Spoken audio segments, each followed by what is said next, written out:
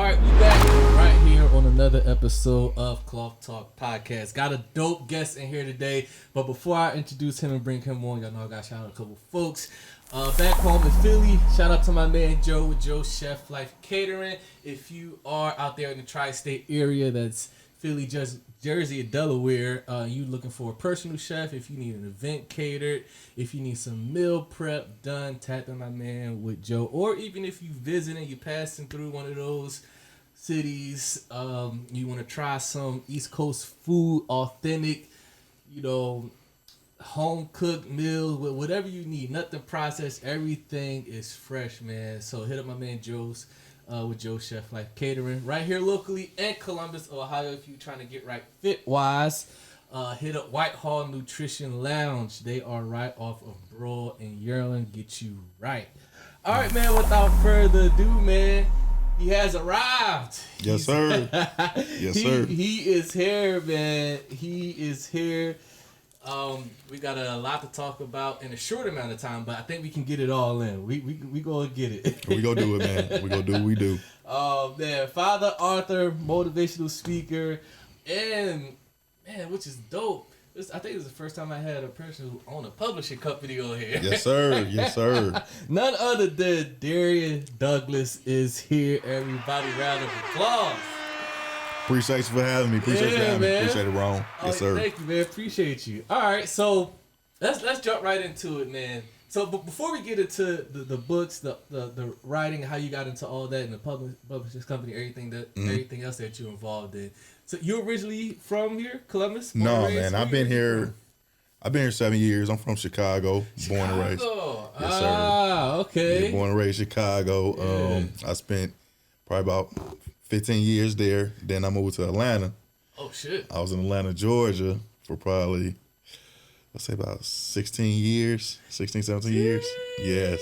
Then I ended up here. I wasn't going back home to Chicago. Nah. You couldn't do it? Nah. I don't think that environment needs me there. Respect. For sure. You turned your back on them. Yeah. I wish you the best. I wish you the best. Do you go back and visit? Yes, sir. Yeah. I'm about to go back end of May, most definitely. Okay. Some family there. I got a older sibling getting older. She's up in age in about 80s, you know what I'm saying? So Wow. I want to start spending a little bit more time with her just in case. That's a big gap.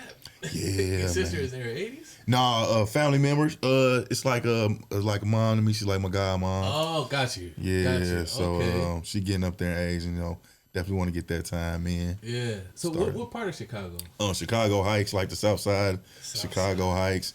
We That's probably why they say that shit is right outside the city. Right outside. Okay. Right outside the city. The line. Yeah, right man. there. But it got its good and its bad, man. Say, we heard the reputation. We hear the stories. Definitely. Because people ask me about Philly, because I'm from Philly. People are like, is it really like that? I'd be like, everything you see here is real. So times that by like 10. Right. And I mean, they still having issues now with black on black crime, brothers killing each other. Yeah. You know what I'm saying? Trying to change the landscape of even with gentrifying and just with the community. Like you say, you got people that come back there and you got a lot of artists and musicians from there, and they still really can't help it or create a better positive impact. So it goes on everywhere, man, in a lot of these urban cities. Yeah. So how did you end up leaving Chicago to go to Atlanta? What was the move there? Were you just like, fuck, I just got to get out of here? Definitely needed that. Definitely needed that. Let me get out of here. My family was like, we don't see anything successful with you staying here. So like, and I saw like options is very slim. So I looked at it as I need an escape plan. Like if I want to do something and basically make an impact on my life and do better than my surroundings, I'm gonna have to leave. Wow, cause you was on that path. On that path, it's just it was the options was very slim. The things around me that's going on, nobody really was looking for better. Like T.I. said, the trap. We get lost in the trap, and some of us think that's all we know, and it ended up becoming us, and then now we're statistic. There you go. Yep. So you was like, you know what, Atlanta it is. Was it other places you was looking at? No, I had. How'd you land on Atlanta? I actually have family there. I have family there. My pops was moved down there. a couple years before. Yeah. He was still trying to get himself situated. So I saw that as an avenue. Like, look, I can go down south. I can get a new environment. Yep. I can spend time with my dad, get to know him more. We can learn to know each other. There you go. I'm at this teenage age to where I'm going on 15. So that whole learning how to be a man and your primitive years. yes, and responsibility. Mm-hmm. This like that prime time of that era, like that teenage years to growing. So I saw the opportunity, the door was open, and I just kept knocking on it until I got the door open. Like, look, I need to come. I want to come. Yeah. Yes. Was he reluctant at first? Like, just stay with your mom. I mean, we was just getting to know each other a little more. We had probably about four years of starting to bond. So so he was like present. yeah, it was getting there. It was getting so there. you really didn't know him like that? Nah. I know that's my dad, but Right. I really have a relationship with him. Not like that, So Damn, that had to be strange. it was a little bit, but I took it with a grain of salt. So going into the situation, I knew that I had this opportunity to change the narrative now. So we both can change the narrative. You understand? There So you go. I didn't look at him as less as a man or a less of a person than who he was. Right. It was just like a learning lesson for me, like how to do things better in your life off the situations. You know what I'm saying? You're not in control of all of them, but how you play out this situation can be a learning lesson for you. There you go. Yeah, because I know like in most, it's not a uncommon story from the inner city for people like where we come from. Right. Like, the dad or it's probably kind of like in and out or they're doing their own thing or they probably got another family somewhere. Right. Like, but then like we have that resentment and anger. Did you have that towards like, man, I don't like this dude, man. Like kind of like pointing a finger, like this is your, like the fuck you, man. Right. You're right. I really don't, I'll F with you like that, man. You like got a good point. You got a good point. But was those feelings there? Like I didn't go down that path. I mean, the resentment. Tours, like, the resentment wasn't there. It wasn't there. Yeah, it was. Like now the thing was I had to learn with it as an adult later in life that some of those things did affect me in ways that I didn't know back then or learn how to express back then. So it did take a toll on me earlier when I was going through my process of manhood and relationships and women and having kids and needing that advice or having that example early to get me through, but it showed me what not to be. That's how I always looked at it. I looked at the what they say, the light at the end of the tunnel. There you go. So like it showed me the man I could be. Take those attributes of what you see that you don't like and figure out a way to be better. Because at the end of the day, he gonna want you to be better. Yeah. Be a better man at the end of the day. And I want that for my children. I want that for my siblings. For my cousins, my sisters, I want y'all to be better. So whatever y'all see I'm doing, whatever y'all doing in life, take those lessons from it, implement it, and be better. That takes a lot of humility, man. It do. You gotta like, cause you showing a lot of flaws. Yeah. And you gotta be that one to show your character. Yeah, you gotta really open yourself up to. And most people want to hold that in, like, no, fuck that. Right. You gotta have that real. I don't want to get hurt again, so I'd rather just be like, you know what, I'm just gonna internalize all this hurt, this anger, whatever these feelings are. I'm just gonna keep that shit aside, like, just fuck it. Right, man. But you was like, you know what? I'm open to it. It's an opportunity to grow. It is, and that's how I seen it. It's an opportunity to grow, Yeah. And that was something that's something like adults make, you know what I'm saying? Those type of decisions, You don't understand it as a kid. Nah, because it's transitioning. Yeah. And then it don't always go perfect, It can always go left, you know what I'm saying? Because now the relationship that you're trying to have, you may not understanding why it's not getting there, not working. So now you start to fight, you know what I'm saying, the relationship. So now both of us pulling away instead of trying to get closer together. Yeah. So, and then, like you said, like once you get older, you start to have those moments like, that's why. Yes. Like, I see it now. The dots are connected. That's right. Okay, so you said you stayed there 16 years? I stayed there 16 years. Wow. Yeah, I stayed there 16 years. You at Decatur. I was in College Park. Woo! I was, South Side there. Yeah. I was in Jonesboro. I stayed up in Cobb, North Atlanta. Okay. So I got to see both sides, North and South of Atlanta. Yeah. So yeah, man. I hooped there. I went to high school there. Nice. I went to college at Georgia Southern University. Yes, sir. So I made some changes there. I saw that, it was opportunities there. Mm-hmm. This when I was coming, it was like 2000. So this was like the whole, what they call it, like Black Hollywood. Yeah, I'm so about to say, everybody, they call it Chocolate City. Chocolate City. Everybody was moving there. Everybody wanted to be there. Vic was there. We had black quarterbacks. So you saw just black people flourishing in businesses. And back then it was more of like unity. We was all looking out for one another and trying to help each other press forward. Yeah. So you seen it when it was like people actually like there was a community, a sense of community. Like we looking out for each other. Like like, we all trying to win together. Let's go. Let's eat. Yeah. You know what I'm saying? And that's how it was in Chicago. We may not have much then, and a lot of people I grew up with, but like our block, my neighborhood, like everybody was knitted in the family. Everybody mostly knew each other, kinfolk. If you did something out of line, they go tell your folks. Yeah. You know what I'm saying? If you doing something you're not supposed to be doing on their property, they go take care of themselves. So getting to Atlanta, like seeing that and just like on a growth level, like it's just all of us. Yeah. And we're not looking down at each other. Yeah. We're not walking around with the mug with our head down. It was just a lot of positivity and light. Yeah. You know what I'm saying? Being there that early, are you surprised that like when we look at entertainment and music industry that Atlanta has taken over now? Oh, I saw it, man. Did that surprise you? Like, did you see it coming? Like, I saw it. Like, this wave is about, like, we got, like, everybody about to, they clicking up and they about to take over. Yes, I saw it, man. Like, I was the early time, like the Jeezy, the Gucci, even before that, the Outkast, you had Goody Mob. So you saw, you had the Kilo Ali's, you had Camp. So even the local area, on a local level, music down there in Atlanta was moving on a local level. Like the discount malls, the street vendors. You had them selling the CDs out the trunk back then. Oh, they was moving. Yeah, so you saw that whole movement. It was kind of like the Miami bass era.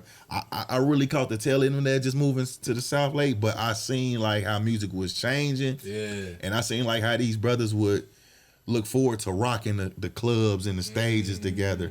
Yeah, so I seen the push coming. I just seen everybody pushing at one time. I didn't know where it was gonna lead, right. But we was all pushing at the same time. Them brothers was pushing. Yeah, that's dope, man. Yeah, and a lot of them still standing. Right. They just like look at where they at now. Like you talking about Ludacris, like they T.I., Jeezy. Like, I mean, the involvement, the flourishing. So yeah, the music game, but Atlanta definitely has its own sound. I would say that. It took me some while to get used to too now, cause like how we from the north now, the vernacular too, like the slang, the talk. It's like what? It's different. It's different, man. It was different at first. I mean, I used to be like, huh? He said it one more time. Yeah, like run it by me one more time. Like, all right, okay, I'm feeling it. All right, the beat nice, but what are you talking about? Right. I'm not too sure what that means. Yeah. It sound hot. Yeah. So man, it took a while, man, cause cause I'm strictly on lyrics now. I'm gonna judge you by what you say, man. I'm judge. So if you ain't talking about nothing, we can go to the next song. Yeah. You come from guys like Twister, Lupe, got Common, Do or Die, Common. Yeah. So it was speaking about some or their storytelling. Yeah. So that's why I mess with definitely Big Boy and Three Stacks Hard. Yeah, they came from that storytelling. Goody Mob. Absolutely. Play a Fly. You know. They're the ones. What's that? A-Ball, MJG. Yep. So it was a whole movement then. Wow. Okay, so 16 years there, and then you eventually wound up here in Columbus. I'm in Talk Columbus. about that transition. CO. What led to that transition? You like, okay, let me family again, or right. No family. This is just taking a leap out. Outgrew Atlanta. Wanted something different. Did the party scene. Like I said, I did my late teens there. Yeah. I did college there, so partying. Turn. Seeing some things, enjoying life. moving all around through Atlanta, seeing the different sides. So I think I made my stake there, and I just wanted something different. Kind of, branch away. Like I had a little family at my father's side, but I moved my mother's side there. Most of my grandma, my mother's sisters, people started to come after I got situated from Chicago. Yeah, so most of my family came down there. Wow. So now it was like, okay, I got everybody away from the net, safe haven. Now we all together. We've been here for years. Okay, everybody's comfortable, good. I think it's time for me to do something new and just keep branching out on my own to keep expanding. Leave the nest again. You know what I'm saying? They're like, why you keep leaving us, man? Hey, I love you, but I gotta go. Like, then you gonna leave us again? Like, we can't. You got us out here, then you gonna leave again? Yeah. So I needed some fresh air. I didn't want to take no steps backwards. I just had to keep focused on going forward. Yeah. And this was an opportunity here. It was a lot of jobs here. Yeah. It was starting to flourish. I was seeing it as a growing city. Yeah. And I looked at my research and I was like, yeah, besides Chicago, I'm still close to home if I need to get back to Chicago. Right, still in the Midwest. Yeah, I'm 8 hours away from Atlanta. Mm-hmm. It's not a bad trip. It's a straight line. Right, I could do that. Yeah, so I'm like, why not? This a quiet place, you know what I'm saying? I don't really have no distractions. Nobody pushing or pulling me one way. Yep. I can just really get in my own mind frame and keep growing as a man. Yeah, clear head. Clear head, man. Yeah. Yes. Okay, so sir. So you're a father. When did your children come along? Is that in Atlanta? Yes, that was in Atlanta. So met a young lady in college. I started early. High school. High school. Whoa. Yeah, man. Yeah. You had your first kid when you was in high school? Yes, sir. 17. You was 17. Yes, sir. She'll be 21 this year. What? Yeah. I got a 17-year-old, 21-year-old, and I got a little 7-year-old daughter. Yes. Lord. Okay, we gotta talk about this because that had to be, I'm sure for you, a very pivotal moment in your life where your shit probably like, where you thought life was gonna go for you. Probably a lot of shit just like. Oh yes. Hold on, players. Calm down, real quick. It was I won't say derailed, but my path definitely veered a little bit. Yeah, you had to make different choices now. Man, a lot of different choices. I was looking at ball. I really had to put ball on the back burner. Yeah, I was a ball player, shooting ball. You know what I'm saying? I was gifted there. That was my thing to keep me out of trouble and having motivation to do things. So, how did she tell you? What was your reaction? How did your girl tell you at the time? It was just like, did she show you the test? Or like we got talk? Like how was it? Did y'all phone call? She called you up? Yeah. I'm trying to think. If you remember that moment. Really what happened? I know what happened. You know what I'm saying? It'd be another story, you know what I'm saying, to lead to. But I end up, making some dumb mistakes as a child. As we all do. Yeah. As a young adult. Knucklehead. You know what I'm saying? Yeah. Thinking I was something that I wasn't at the time. Had your chest poked out. Yeah, and I'm a man type shit. I'm gonna lead my own path. I'm gonna do it this way. I need this money now. Like that was before the baby. So yeah, you hustling. I was hustling. Gotcha. I was hustling. Yeah.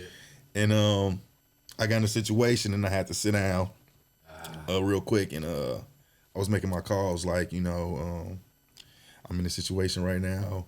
I don't know what's going on, but I got a bond. I got to make sure this get right. I got to figure out a way to do this. Yeah. And she was one of the people called, and I was like, this going on, this happened. I'm going to have to see what's going to be the outcome, but I'm definitely getting out.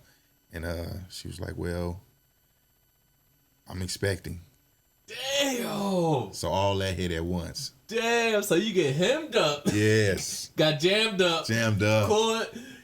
Call. Yes. So you're sitting at the... I'm sitting. I'm just getting in the holding cell. I'm making your call. The first couple calls you get. They get like 3 calls. 2-3 calls. So, I had to call my pops. Call important people. Yeah. Make a list. Call my pops. Call this situation. You know what I'm saying? Damn. Yeah, and I kind of knew it was a possibility. So, like, that was icing on the cake. So, to be told at that time, at 17, that you about to have a baby, and you don't know what's about to happen with your future because you was hustling and you made a mistake that led you down the wrong path. Yeah, I was facing some obstacles right there. You was dealt a crazy hand. Oh yeah, That's like I fold, man. Yes. Hit me with another one. It was no backing down there. I just had them 4 walls, man. I had them 4 walls. It was no backing down. 17 and the older self found out you about to be a Father, yes, sir. And so I just knew like. Did your heart drop? Like, what the fuck am I about? Yeah, my heart dropped. Then, I was like, yo, shit myself. I ain't had too many calls. Yeah. Then the calls I made, it was like, well, I don't know what you gonna do. Like, I don't know why you call me. Right. Like, we can't help you. Like, yeah, like, man up. Yeah. Figure it out. Like, we fucked up too. Yeah, right. We all Right. Like, what you want like that since we all fucked up? Like, damn, man, ain't nobody got no kind words. Right. You ain't got a lawyer to lead me to. Yeah, you send me 50? You know? Right. Like, I'm working on this bond right now. I got this, but I need that. Yeah. You know, so. Was your bond a lot at that time? Yeah, my bond was like $21,000. Yeah. Jesus. 21K, man. God damn. And you must talking have about a lot of shit on you. Yeah. I was about to say you. Yeah. I had the wrong stuff on me. I was about to say, damn, you must have been holding. So this was like, what was it like? Like usually like 10%, but it's usually like that's what way to putting up a house, but it's like 12. They want like 12, 13% of that 21. Yeah. So yeah, it was a hefty little price, man. So yeah, I wasn't rolling in money like I thought I was. So thank God to some of the backing of the people that believed in me. About 2.5, 3 months, I was able to get out that situation, so I could at least put my feet back on the outside cement ground and see some daylight. Right. Yeah. What was that time like being in there for like 3 months? Just figuring out who was in your corner. Cause that's I heard, cause I've never done time like that, but I've talked to people who've done time and they tell me like that's when you really see who really is down for you. Definitely. Who pick up the phone, who reach out to you, who like that's when you really see like people almost forget about you, like you're an outcast. Like it's like damn. I mean, just communicate with you and just what I'm saying, trying to see you through your situation. You know, look at you differently. Yeah, everybody can't help you, and I understand that. You know what I'm saying, and everybody ain't been through that situation. Right. They're like, well, you made a decision. Right. And like you say, you gotta live with the decision you made. You know what I'm saying? I was playing in the dirt. I got my hands dirty. I gotta wash them now. I can't point the finger at I nobody. cannot point the finger. Yeah. So I took that as a lesson, and the people that was there, I appreciate it, and the people that couldn't and tried, I understand. But it was just more for like the isolation is one thing. That's being in there, the isolation, it can help you, it can hurt you. You know what I'm saying? Some people can be made through that, and it breaks a lot of people. Yeah. So me, I just took it as time to look at myself. You know what I'm saying? Writing, reading, observing my surroundings. Like I said, as I said previously, as a child learning from my father, I was looking at things of what not to be, what not to become. Yeah. This is the reason why that situation happened. Yep. If you continue down this path, you can be this person and still doing the same things that they doing. Yeah. You know what I'm saying? So, a lot of self-reflecting, man. Yeah, self-reflecting. Did you ever feel like, damn, I'm letting people down? Yes. I just let a bunch. That was number one. Down. That was the number one thing. Damn. That was the number one thing because got my girl pregnant. She's probably looking at me like father ain't gonna be around. Come on now. I got her. And like I said, repeating those same cycles. Right. Like I was talking about. Which you trying to get away from. And here you are. You like. Now am I gonna do the same thing and repeat these same cycles? Now what I just come here to do? Yeah. So you go throw all that away by these couple decisions. Yeah. But that's where that guidance come into play. There you go. Yeah. You know what I'm saying? Having that right guidance, having mentors, having stable men around. You know what I'm saying? Teaching you the keys of life. Yeah. So not always having that direction. Yeah. We look for other outlets, other things to go to. Yeah. And of course, you know, I was dabbling in things that, you know what I'm saying, I could have like not got myself into, you know what I'm saying? I could have had a little more willpower and, you know, self-control. Yeah, but that fast money, boy. That too. It's easier said than done. Yeah. And then, like, you know what I'm saying, we don't talk a lot about just handling anxiety and depression in our community. So, like, me not knowing how to channel my emotions or understand things I was going through, I started to blanket it with, like, you know, smoking weed early. They call it self-medicating. Self-medicating. Roll up, drink, whatever. Go out, hang out with the partners. You know, I got uncles that's cool. Like, you know what I'm saying? I set my cup down. I forgot about it. I didn't took a sip. Yeah. You know what I'm saying? I'm smoking cigarettes. I'm thinking I'm big man. You know what I'm saying? Yeah. I got this. I'm gonna figure it out. I got it figured out. But at the end of the day, I didn't. Woo. I didn't. Talk about life lessons, man. Yes, sir. Let's do this. We're gonna take a quick break because I want to get into the books and stuff. Let's do it. Let's do it. Who are you talking to? Yeah, man. Yes, We're gonna talk about that. For my artists out there, y'all know I play music during the break, so I'm an independent artist. If you're out there, you want to get your music in rotation on the pod during the break, send that to clothtalk, 5@gmail.com. Once again, that is clothtalk, 5@gmail.com. Before we go to this break, Darren, let the people know where they can find you at, your social media, where they can get the books and all that stuff. When we come back, we'll talk about all that stuff. Most definitely. You can check me out on Instagram, IG at Journeyman Co_LLC. That's at Journey JOURNYMNCO_LLC. You can find me at Journeyman Douglas on Facebook as well. All my books are on Amazon.com. Yes, and you can check me out on my website at journeymancompany.com. I got all my books listed there. Who Are You Talking To? Going to Grandma's House. Wedding Bells coming very soon by the end of this summer.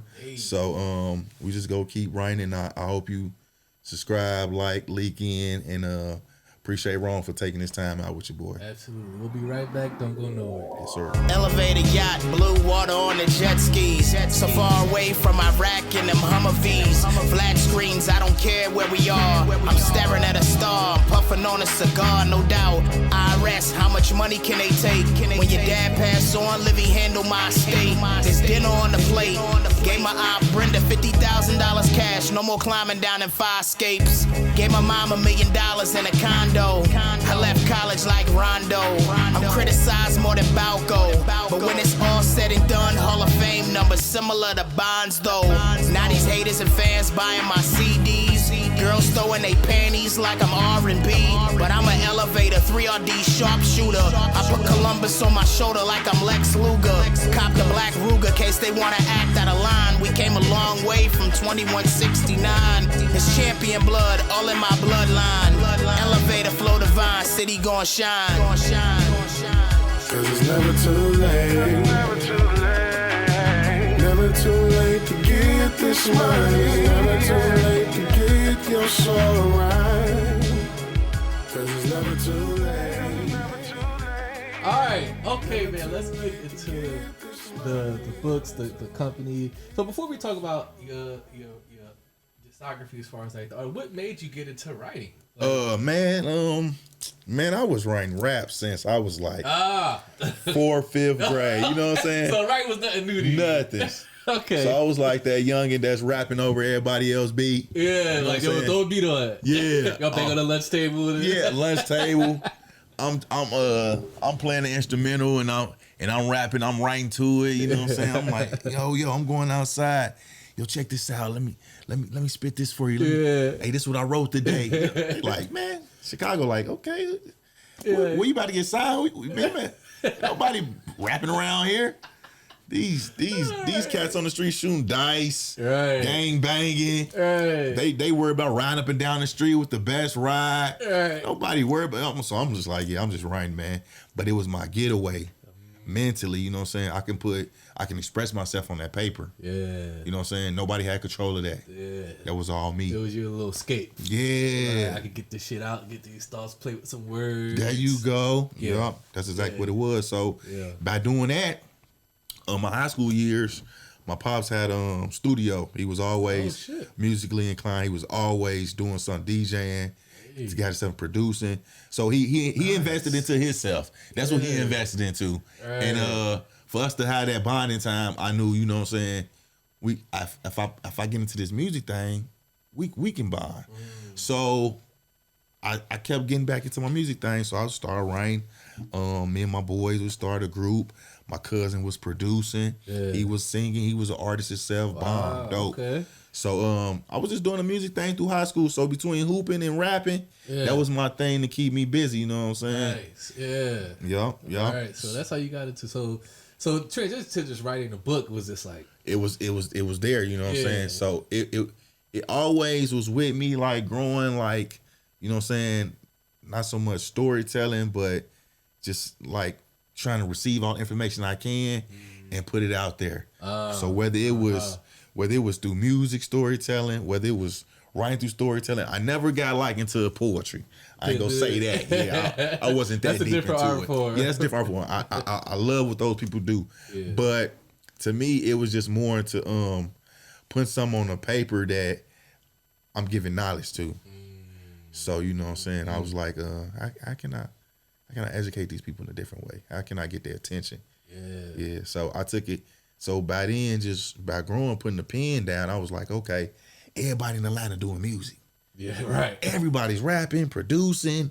Yeah. Somebody acting. Right. Everybody doing the same thing in entertainment. It's all around you. Yeah. I say, man, I'm going to the business field. I say, man, college, I'm looking at this. I'm like, yo, the money is at the CEO.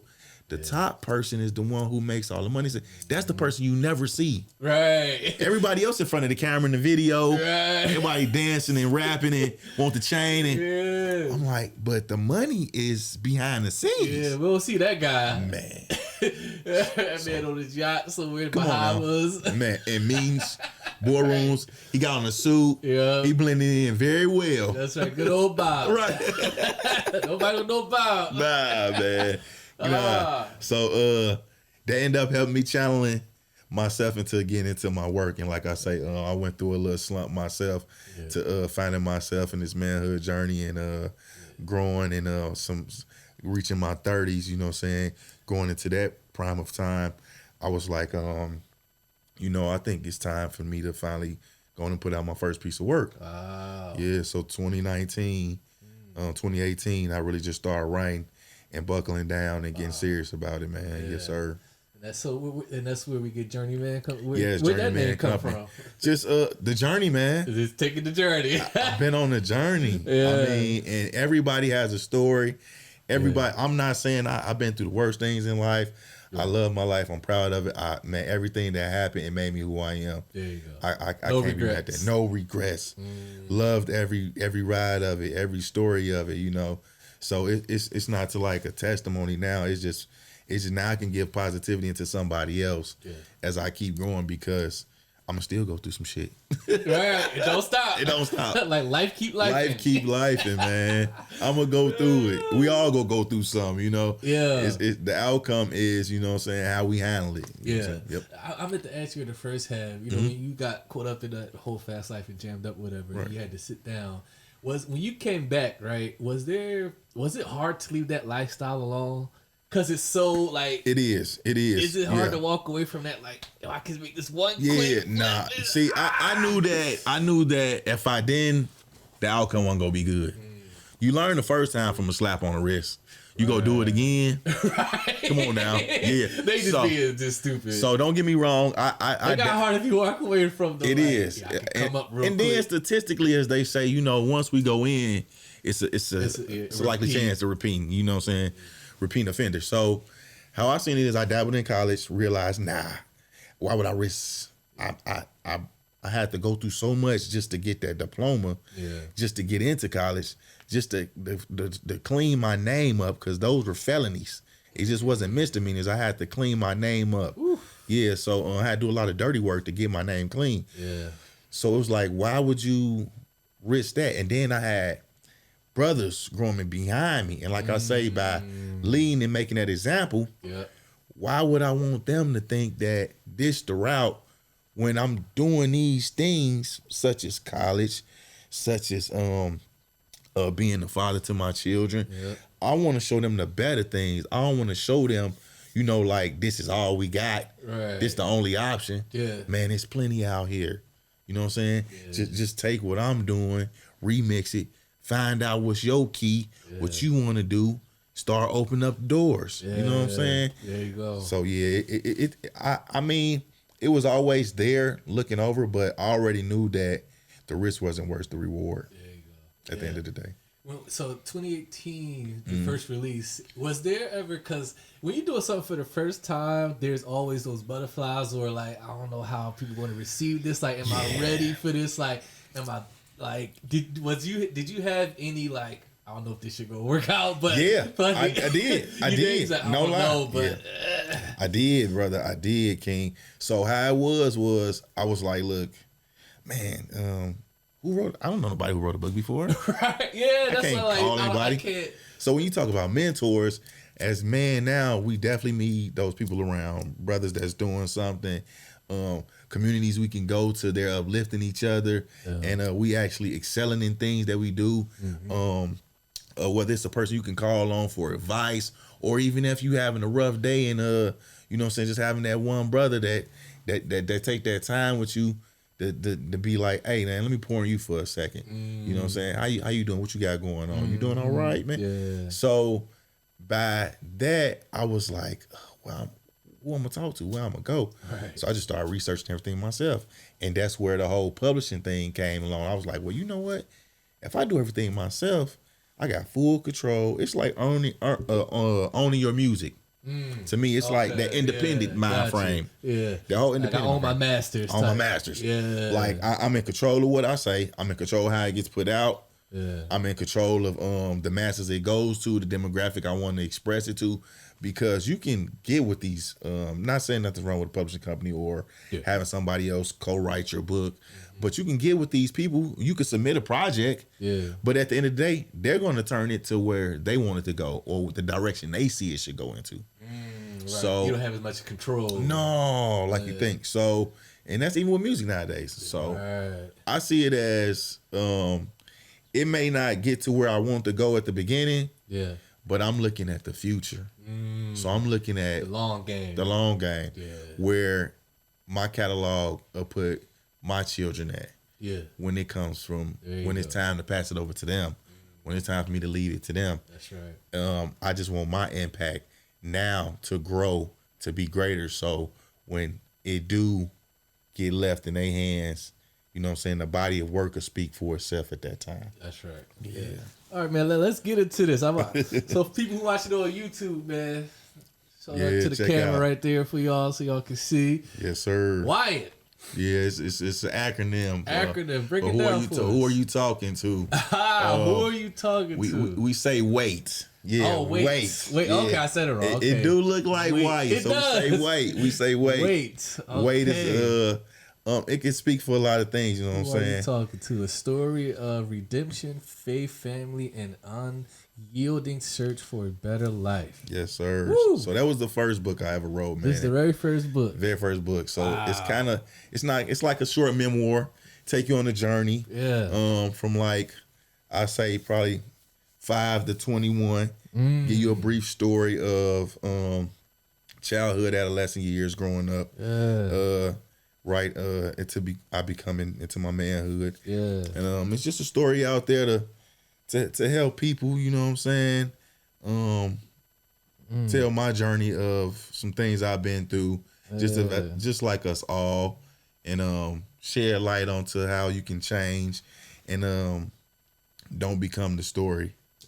You know what I'm saying? Don't become your story. You don't have to become your story. Guess who's home?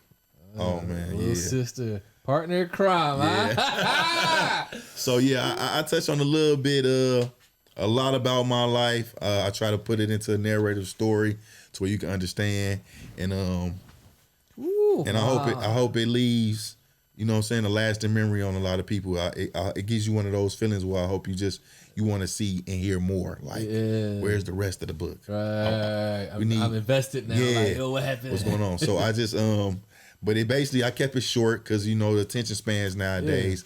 I wanted to yes, and I'm trying to reach the youth. You know what I'm saying? I want them to maybe get this book in their hand at a teenage age, and it'll be like, you know what I'm saying? I'm not different. I'm not by myself. Right. You know what I'm saying? It's other people that went through things too, and look how they handled it. And look how, you know, things are turning out for them. Yeah. So it's basically like a message, you know what I'm saying, to my teenage youth. You know what I'm saying? I'm gonna have to have you sign this before you leave. Oh, I already got you locked in, King.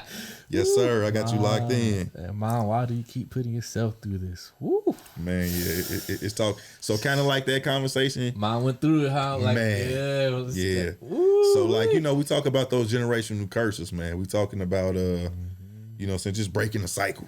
Yeah. You know, a lot of us preach that nowadays, and I'm definitely one of those people that's all for, you know, my life hasn't been easy, you know what I'm saying, even now as an adult, you know what I'm saying, trying to keep things on the path and making sure that I stay steadfast in what I need to be doing and growing as a man.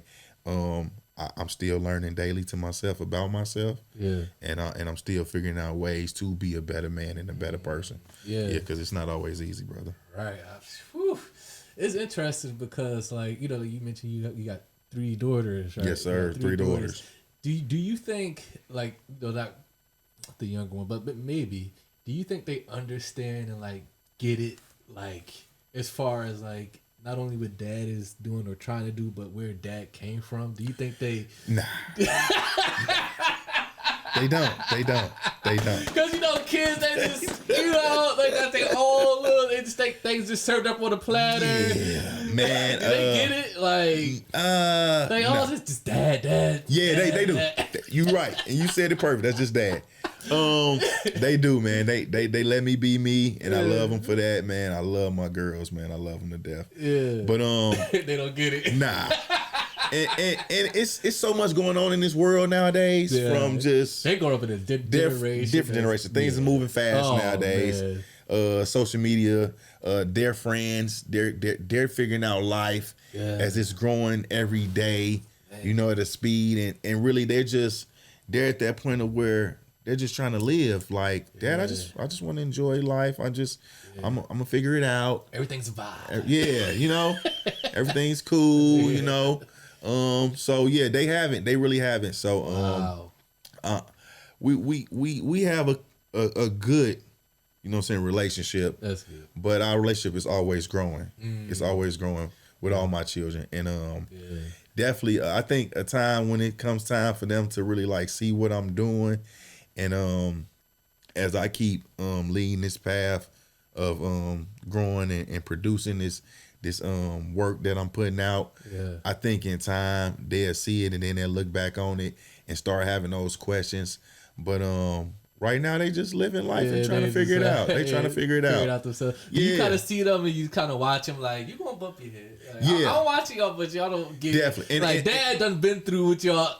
And I'm that father, you know. I'm that father to where let it's them like, learn. Let them learn, but I'm watching you closely. Yeah. And I'm hands on, so they was always like, you strict. Strict father. Yeah, there you go. Yeah, so it's like, I'm trying to stop you. I'm seeing it 3 times before it happened. Right. I'm way ahead. And I'm trying to help you and guide you and give you that knowledge, but they just like, well, do it themselves. Okay, yeah, I hear you. Or they just bump their head anyway. You're right. And then they bump their head. And so I'm like, okay. I do. Yeah, so you know, each one of my girls are different, man. Each one of my kids are different. In their own little way. In their own way, man. So you know how they say they got that child that's just like you. I think I got that one. And yeah, it's a little rough patch. It's the middle one. They always say it's the middle one. There, it's like that's the replica. Man, like, I don't know what happened. You ain't your daddy's son. Man, so it's parenting is getting real.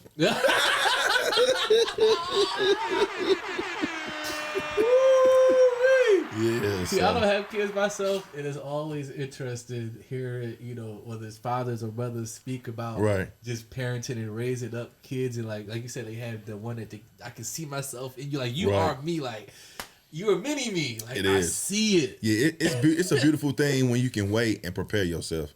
Like we you said, didn't have that chance. No, so like you say from my story, 17. you know what I'm saying? It's like, whew. A lot of things I put myself through and I had to go through, I wouldn't have. Right. And that's the key of, like I say, that guidance of knowing better, you do better. That's right. So, yeah, it's a life lesson. But I don't take nothing back. I love them. Yeah. Hey, I'm about 45. I can be retired and enjoying and traveling all around the world, and they'll be calling me like, Dad, I'm grown. Oh, yeah, you right, you are, do your thing. Right. Because I'm doing mine. That's right. That's right. Like you said, you're laying the foundation so they can at least have a head start somewhere. That's it. Like, y'all got a foundation that Pop laid out for y'all, so y'all can live y'all life how y'all want. Most definitely. I did my part. I did the best I could. That's it. Yep. So anytime you need me, I'm here. Yeah. But definitely I try to live by example and be the best I can for them. Yeah. And they doing well now, man. Nice. They some great kids. I don't take nothing from that. Nice. And you know what I'm saying, I just hope we spend more time and our relationship keep growing. Yeah. And definitely, man, when I can get into this light and this realm of this self-employment, I have more time and be in control of my time then. There you go. So I'm definitely trying to put out more work. Yeah. I'm still writing. I got a gentrification book I'm working on. That's about wrapped up. Yeah. My next book, Wedding Bells. Right. That's the next one that's coming. That's my next one. It's like a story of some young adults in life trying to find love. Ooh. Yeah. Okay. So is this based on a true story or fictional?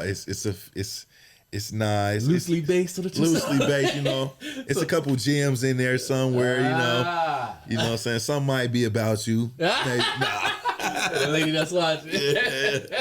But yes, I touch on just I give you a story of some individuals trying to find love and see if they make it to the altar. So yes, it's called Wedding Bells. Wedding Bells. I got it prepping right now, and we in a stage of editing format and getting the book cover wrapped up. So I'm looking at by the end of the summer, man. Nice. I've been pressing. I ain't got a haircut because I'm stressing and keeping my hands glued to the pen to make sure I get it done. So you're like in character. Yeah, we in crunch time right now. Yeah. Yes, sir. Yes, sir. Yes, sir. So it's almost done. It's done, man. Oh, it is done. Yeah, I'm just editing and getting everything cleaned up, making sure the product is ready because I want to get better and better each book. You know what I'm saying? So this ain't gonna stop. You just gonna keep releasing. Keep releasing, man. I come from the greats. You know what I'm saying? I love James Baldwin.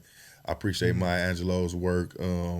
Langston Hughes' work. Dennis Kimbrough. Yeah. I look at like I'm more of a history philosopher, but I'm definitely like business minded. So I'm into a lot of business books and self-help books, self-improvement. So that's why I spend most of my time, man. Music and the books, and staying on this currently grind that we on. I love it. I yes, love sir. it. Yeah, your story is definitely like a testimony for people out there who are either in that fork in the road where they're trying to figure out, do I go left or right, or if I already made that bad decision, can I bounce back from it? True. Like your story is a clear example of like, yes, you can. Like Appreciate that ain't gotta be your story, bro. You can. I know you in it right now. You can't probably foresee another outcome, but there's, like you said, like I want to be an example to show y'all, there's other routes, there's other paths that you can take to, like this ain't got to be it, but you got to be able to foresee it. Most definitely, definitely. And you took that chance. Yes, sir. That's commendable, man. I appreciate that, King. That's exactly. Hey, man, you put that in perfect text, man. That's how it is, man. And it's a lot of us out here like that. Yeah, definitely. Yeah, definitely. It's community. Man, we did it. Yes, sir. I know you gotta get out of here, man. Yes, sir. Thank you for coming through. Where did my marker at? Appreciate gotta you, get you King. signed this on cam. Yes, sir. You can put whatever on there that you want. My guy Rome. Yes, sir. I got you, man. ROME. Yes, sir. I got you. Yeah, while he's signing that for y'all, my artists out there, for those who want to get your music played on the pod, send that to clothtalk5@gmail.com. Darien, let them know again where they can tap in with you at, where they can get the books, where they can find out all the releases and the website, all that stuff. JourneymanCompany.com. Yeah. Check me out on IG at JourneymanCo_LLC. And I'm in Columbus, Ohio. If you see me around, I definitely got a book on me, so pull up on your boy. Don't be afraid to approach you. Don't be afraid. Because you're like, I don't know if I should. Nah. You're very approachable. I'm very approachable. There it is. All right, we'll see you on another episode. Peace. Peace. Back.